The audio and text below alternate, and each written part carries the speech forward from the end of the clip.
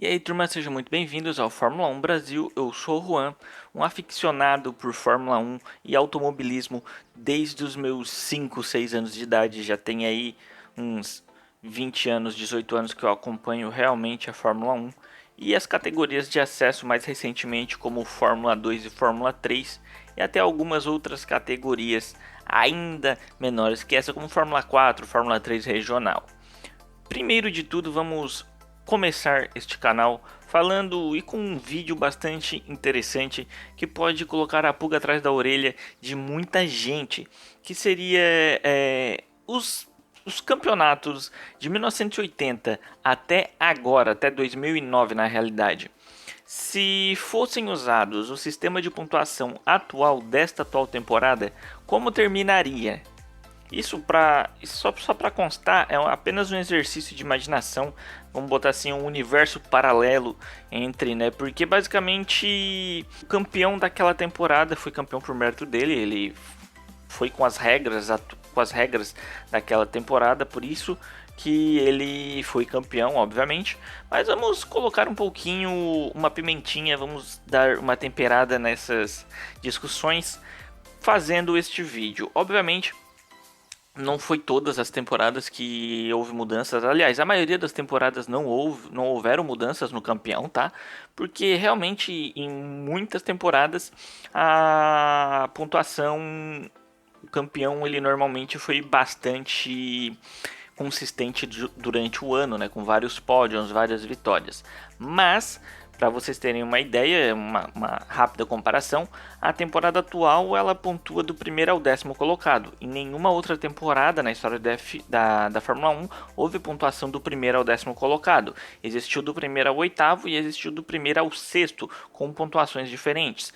Já teve temporada onde o P1 ganhou 9 pontos, já teve temporada onde o P1 ganhou 10 e o vice 6, e temporadas onde o P1 ganhou 10 e o vice 8. Essa do P1, 10 e vice 8 é mais recente, ali no final da década dos anos 2000. Se eu não me engano, 2005 em diante já era esse tipo de pontuação, se não me falha a memória, 2004. Mas que eu acho uma pontuação bastante falha, bem ruim na realidade, porque ela tira um pouco do mérito da vitória, porque a vitória não pode dar só 2 pontos a mais que o P2. P1 e P2 podem estar separados apenas por uma posição, mas a diferença é gigante. Um é o campeão, o outro é o primeiro perdedor. Basicamente seria isso nas vozes dos caras mais competidores, que gostam mesmo de competir.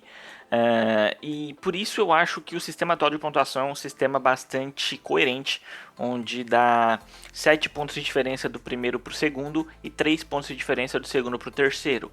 Um sistema interessante que teve foi na década de 90 e início dos anos 2000, onde o primeiro ganhava 10 e o segundo 6. Só que aí só pontuava os 6 primeiros em um grid de largada onde existia mais de 20 carros, o que é bastante elitista, vamos dizer assim. E houve, obviamente, algumas regras anteriores onde só existia os 11 primeiros resultados. Ou seja, você corria, vamos botar 16 corridas, mas só as 11 melhores qualificações, as 11 melhores classificações finais por temporada valeriam pontuação.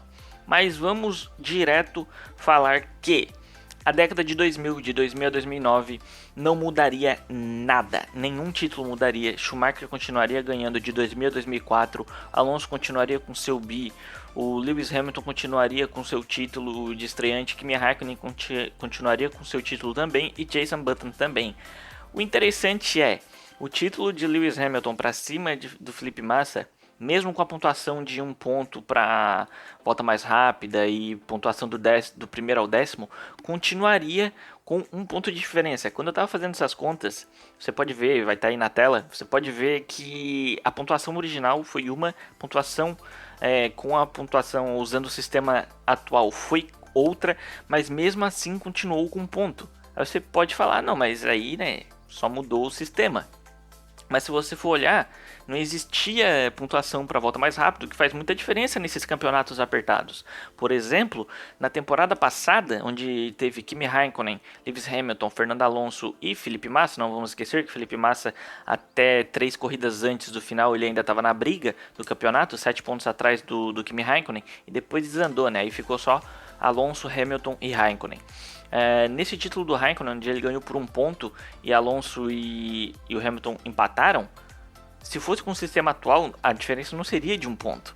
Se fosse com o sistema atual de pontuação, o vice daquela temporada não seria o Hamilton, e sim o Alonso, ficaria 2 pontos à frente do Hamilton, para vocês verem como mudaria muito algumas narrativas da história da F1, que muitas vezes as pessoas gostam de falar que o Alonso perdeu para o estreante e tal. Naquelas circunstâncias, sim, ele perdeu para o rookie, né? Perdeu para o rookie Lewis Hamilton, mas há as contrapartidas de que a McLaren estava, mas eu não vou entrar nesses detalhes, né? Mas é isso, da década de 2000 não mudou nenhum título, mas década de 90 começa a haver mudanças. E essas mudanças já começam em 1999. 1999, aquela temporada onde o Schumacher quebrou as pernas no acidente e teve que perder o resto da temporada, basicamente, em que o campeão foi o finlandês Mika Häkkinen. Foi o bicampeonato do Mika Häkkinen. Ele ganhou o primeiro em 98 e o segundo em 99. E o seu principal concorrente, que deu uma briga realmente até o final da temporada, foi Ed Irvine. Com o sistema de pontuação original, a pontuação é essa aqui na tela. Com o sistema de pontuação dessa temporada, a pontuação seria essa. Como você pode ver, se fosse com o sistema atual, Mika Häkkinen perderia o seu título e Ed Irvine seria uma vez campeão mundial da Fórmula 1. Ed Irvine, que é conhecido como um escudeiro, né? A carreira inteira dele foi um escudeiro, mas seria um escudeiro com um título mundial se fosse com o sistema atual de pontuação da Fórmula 1. Pulando para a temporada 1997, onde foi o título do canadense Jacques Villeneuve, filho do Gilles Villeneuve, obviamente. Nessa temporada, Jacques ganhou o título e o Schumacher na pontuação total ficou em segundo, né? Só que o Schumacher posteriormente foi desclassificado do campeonato por ter jogado o carro em cima do Villeneuve naquela corrida e tal, e não acabou nem com o vice. Excluindo esse sistema, excluindo essa punição, vamos excluir essa punição, porque essa foi uma punição que, se você for comparar, por exemplo, com Senna e Prost, dá na mesma. Então eles não foram punidos por isso, eles não perderam todos os pontos por isso. Vamos esquecer, vamos falar que a FIA passou um paninho pro Schumacher nesse campeonato e fosse usado o sistema atual de pontuação. Essa é a pontuação original e essa é a pontuação com o sistema atual. Sim, Michael Schumacher faria mais pontos que Villeneuve, poucos pontos, mas faria mais pontos que Villeneuve ao fim do campeonato e ganharia o seu, até então, terceiro título. Mas vamos por partes, porque esse não seria o terceiro título de Michael Schumacher, seria o segundo título de Michael Schumacher. Pois sim, 96 o título de Damon Hill não é contestado, ele ganha. 95, ano dominante de Schumacher e Benetton, mas 1994, ano da fatídica morte de Ayrton Senna, foi um ano estranho. Nesse ano de 1994, Michael Schumacher dominou muito o primeiro stint do campeonato e Damon Hill dominou o segundo stint do campeonato. A diferença é que as corridas em que o Schumacher não conseguiu correr por punições da FIA com o regulamento, né? Que a Benetton estava, sei lá, vocês já sabem a história. Então, durante esse tempo, Damon Hill marcou pontos. E se você for usar o sistema original, a pontuação final daquele campeonato de 94 foi essa. E a pontuação oficial com o sistema atual de pontuação seria essa. Sim, o Schumacher, por isso, não ganharia o título de 94. Por aquelas corridas em que ele perdeu. Obviamente, se ele tivesse corrido, provavelmente ele ganharia o campeonato, até mesmo com o pé nas costas e com o sistema atual de pontuação. Mas como ele não conseguiu correr, não conseguiu fazer resultados, ele perderia o título com o sistema atual de pontuação. De 93 a 90 os títulos não mudaram, 89 também não mudou. Pularemos para 1988, pois aqui meu amigo, aqui é pressão, aqui vai rolar treta aí nos comentários, pois o título de 88, que foi pro Ayrton Senna, não iria para o Ayrton Senna, e sim para o professor Alain Prost. Por quê? Primeiro que, se você excluísse a regra das 11 melhores classificações no ano, Prost já ganharia o título. Excluindo isso, se contasse todas as corridas, Prost já ganharia o título, pois as dois resultados que foram excluídos do Ayrton Senna foram um sexto e um quarto lugar, enquanto dois resultados do Prost que foram excluídos foram 2 segundos lugares. Então você vê a grande diferença na pontuação aí, nessa época que até o sexto colocado marcava pontos só. E se você fosse colocar, tirando essa regra e botando a pontuação no sistema atual, você teria essa pontuação de Prost e de Senna, que não é pouca. Essa diferença de pontuação seria uma diferença de mais de uma vitória para Alain Prost. Em 87 não muda o título de Nelson Piquet, mas tem uma mudança bastante interessante e que seria uma mudança histórica para a Fórmula 1 para o Brasil, pois nós teríamos o campeão mundial e o vice-campeão mundial sendo brasileiros, pois nesse campeonato, se nós usássemos o sistema atual de pontuação, o vice não seria o leão Nigel Mansell, e sim Ayrton Senna. Obviamente Nelson Piquet continuaria com seu título com uma margem grande de pontos na frente, mas Ayrton Senna levaria o vice em cima de Nigel Mansell. 1984, o último título de Nick Lauda. Mas se fosse no sistema atual de pontuação, seria mais um título para o professor Alain Prost. Esse é o sistema oficial de pontuação de 1984 e esse é o sistema usando as pontuações oficiais da Fórmula 1.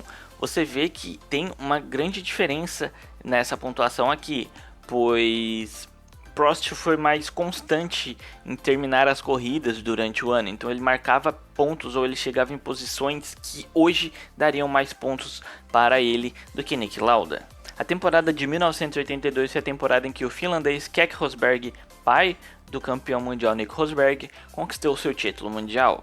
Mas aqui uma opinião pessoal minha, foi o título de Fórmula 1 que mais caiu no colo de um piloto na história da F1, pois Keke Rosberg não fazia um campeonato a nível para ser campeão mundial, até porque naquela época ele tinha muitos pontos a menos que o atual líder da competição, o Pironi, né? Só que em um determinado momento o Pironi teve aquele acidente completamente horrível em que ele não voltou mais naquela temporada. Aliás, ele não voltou mais a correr de Fórmula 1, não morreu naquele ano. Veio morrer anos depois em acidente de barco e coisas do tipo, mas naquele ano ele era o líder do campeonato mundial e não correu o resto da temporada. Só para vocês terem uma ideia, mesmo não correndo o resto da temporada, ele terminou com o vice-lugar ou terceiro lugar, não me falha a memória. No sistema atual de pontuação ele terminaria com o terceiro lugar. Aqui a pontuação no sistema atual de pontuação, no momento onde Keke Rosberg tinha um número de pontos e Pironi tinha o número de pontos, foi até a última corrida onde o Pironi correu. Olha a grande diferença que tinha aqui. Daqui para frente, só deu, obviamente, Keke Rosberg e o John Watson na disputa do título, enquanto o John Watson passou o Pironi, Keke Rosberg ganhou o título sem muitos problemas a partir dali, pois o líder acabou desistindo, né? Não voltou mais para o campeonato. Essa foi a última temporada de 1980 a 2009 que houve mudanças que mudariam mesmo alguma coisa na história da Fórmula 1. Isso, lembrando, vou falar de novo, é só um exercício de imaginação para vocês verem como o sistema de pontuação influencia sim, e normalmente quando tem essa mudança de sistema de pontuação, você tem que olhar, obviamente, esse sistema de pontuação de 25 pontos para o campeão, para o vitorioso e que pontua até o 10, é um sistema que dá muito valor à vitória, o que eu acho excelente, e ele dá um bônus, obviamente, ele dá os parabéns para aquele piloto que consegue ser consistente durante o ano. Por isso eu gosto desse sistema atual de pontuação, por isso que para mim volta mais rápida deveria valer ponto e vale ponto, e para mim ainda pole position deveria valer ponto. Mas no cenário atual da Fórmula 1, se pole position valesse ponto, Hamilton correria com o pé nas costas, né? Porque é pole vitória em todo final de semana. Mas é isso aí, turma. Gostou do vídeo? Já deixa o seu like, compartilha e se inscreve no canal se não for inscrito. Começo do canal, a gente vai fazer aí 2 vídeos por semana. Espero que vocês gostem. Vai ter vídeo de Fórmula 1, de Fórmula 2, de Fórmula 3. Então, se inscreve no canal. Até a próxima.